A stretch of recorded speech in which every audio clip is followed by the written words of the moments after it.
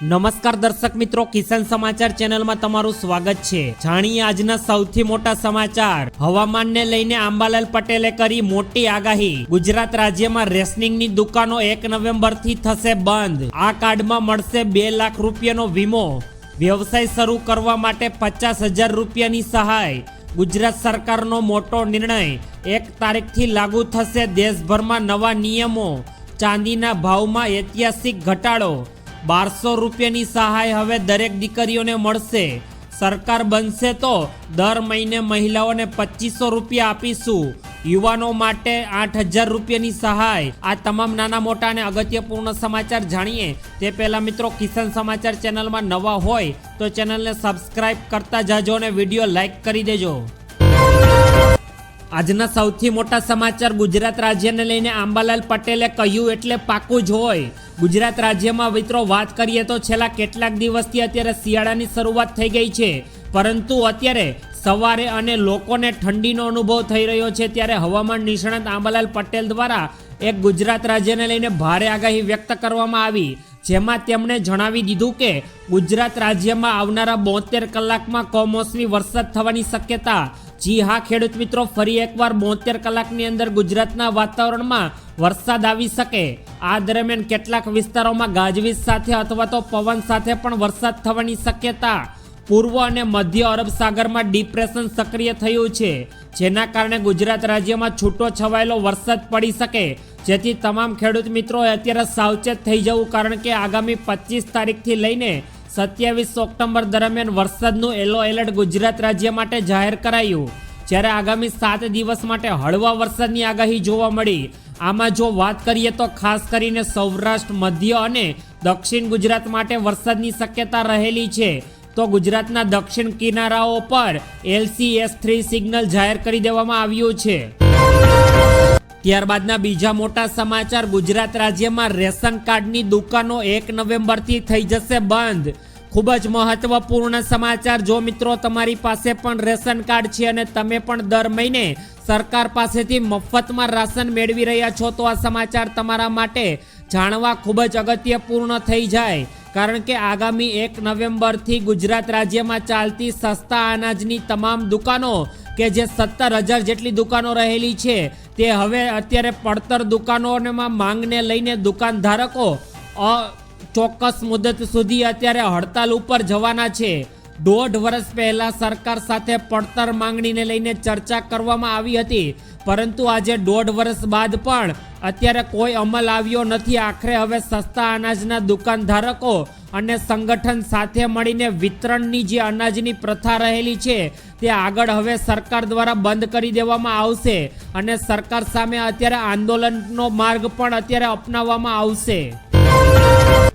ત્યારબાદના મહત્વપૂર્ણ સમાચાર। જો મિત્રો તમારી પાસે પણ આ એક કાર્ડ છે તો તમને 2 લાખ રૂપિયા સુધીનો હવે વીમો મળી જવાનો છે। સરકાર દ્વારા દેશભરમાં અસંગઠિત ક્ષેત્ર કે જેવો કે છૂટી રીતે મજદૂરી કરતા હોય તેવા કામ કરતા લોકો માટે આર્થિક સુરક્ષા એટલે કે તે મજદૂર વ્યક્તિની સુરક્ષા આપવા માટે ભારત સરકાર દ્વારા વર્ષ 2020માં જ ઈ શ્રમ કાર્ડ યોજના શરૂ કરવામાં આવી હતી। હવે તો મિત્રો આપણે જાણીશું કે આ યોજનામાં તમને કઈ રીતે બેનિફિટ મળે। સરકાર દ્વારા આનો ઘણો એવો સારો પ્રતિસાદ મળ્યો અને ત્યારબાદ સરકાર દ્વારા 29 કરોડ ઈ શ્રમ કાર્ડ પણ બનાવી દેવામાં આવ્યા છે। આર્થિક સહાય ઉપરાંત સરકાર દ્વારા ઈ શ્રમ કાર્ડ ધરાવતી વ્યક્તિને 2 લાખ રૂપિયા સુધીનો અકસ્માતનો વીમો પણ સરકાર દ્વારા ચૂકવવામાં આવે છે।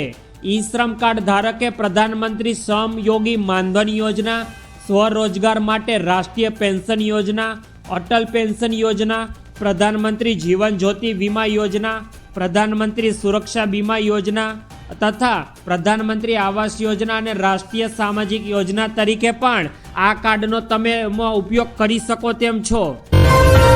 ત્યારબાદના મહત્વપૂર્ણ સમાચાર। હવે સરકાર દ્વારા વ્યવસાય શરૂ કરવા માટે 50,000 રૂપિયા સુધીની સહાય।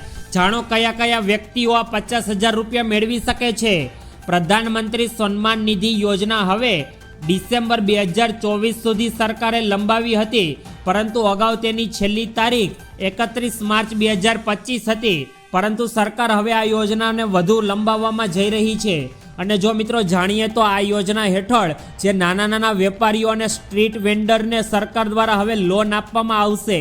નાણાં મંત્રાલયે ટ્વિટર પર આ માહિતી આપી.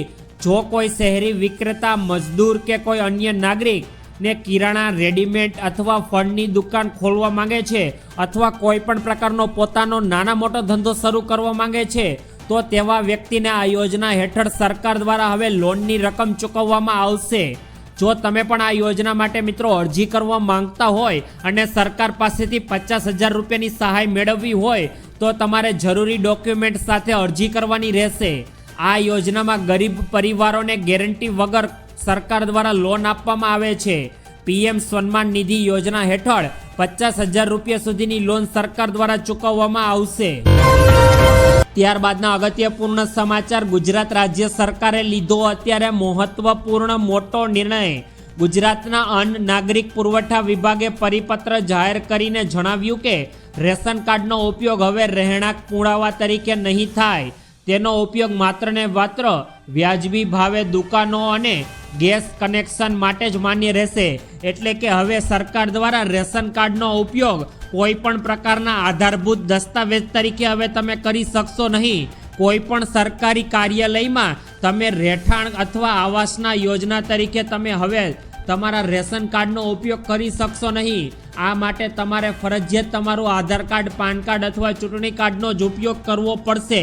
સરકાર દ્વારા અત્યારે આ નિર્ણયમાં રેશન કાર્ડ ધારકોના દુરુપયોગને રોકવાના હેતુથી આ નિર્ણય લેવામાં આવ્યો, જેથી તેનો મૂળ હેતુ અન્ન પુરવઠો સુનિશ્ચિત કરવા પૂરતો જ મર્યાદિત રહે.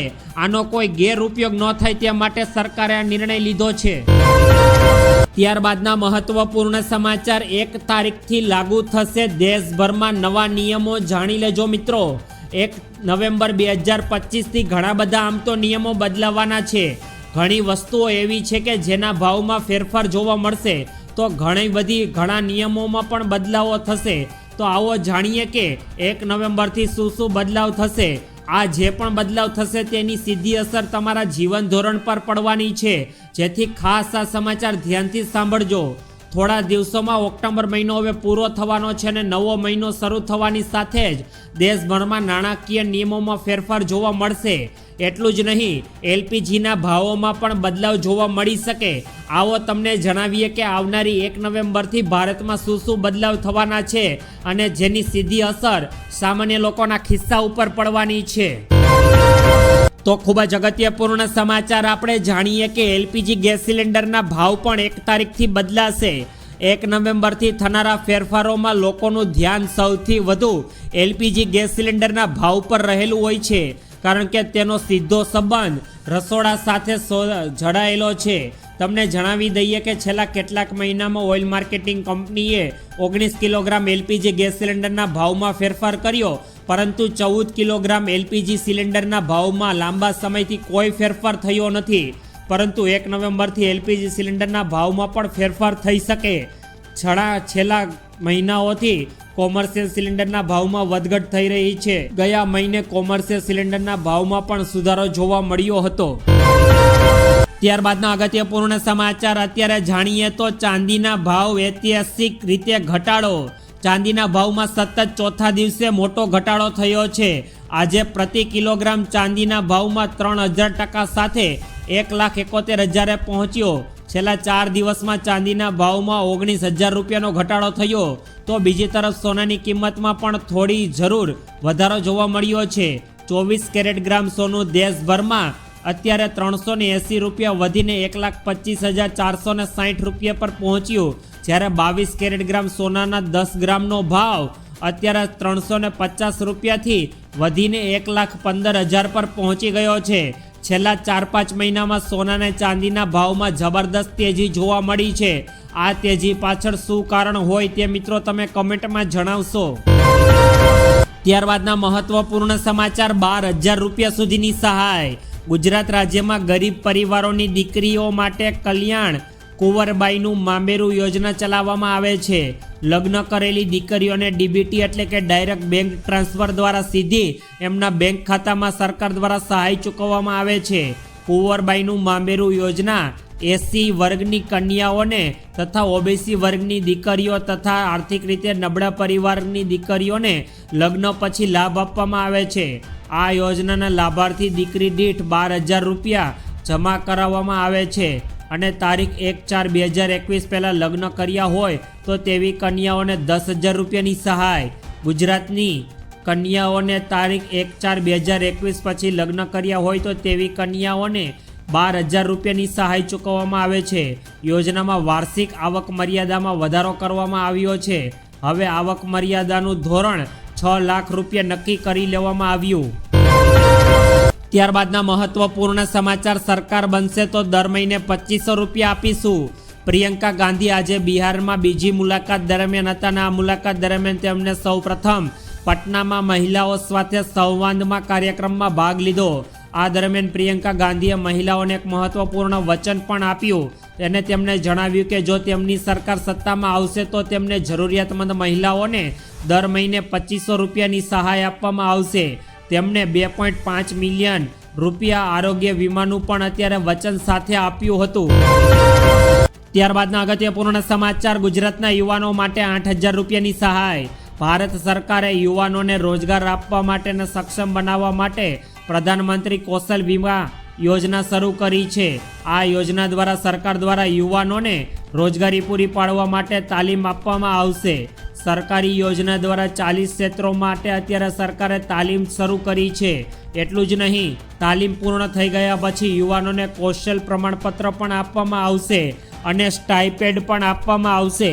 હવે સરકાર પ્રધાનમંત્રી મિશ્ર કૌશલ વિકાસ યોજના 4 શરૂ કરવા જઈ રહી છે.